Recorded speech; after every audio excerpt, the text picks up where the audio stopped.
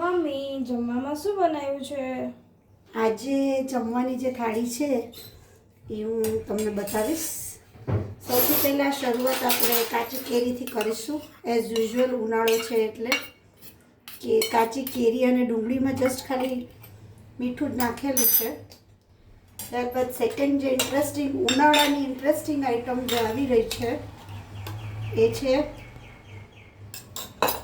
દહીં અને કાકડી. ઓકે, હવે ત્યારબાદ આજે મેં મગની દાળ બનાવેલી છે, સરસ મજાની લસણવાળી. સાથે આવી જશે આપણી ફેવરેટ રોટલી અને ભાત, બાસમતી ભાત અને ઠંડી ઠંડી છાશ.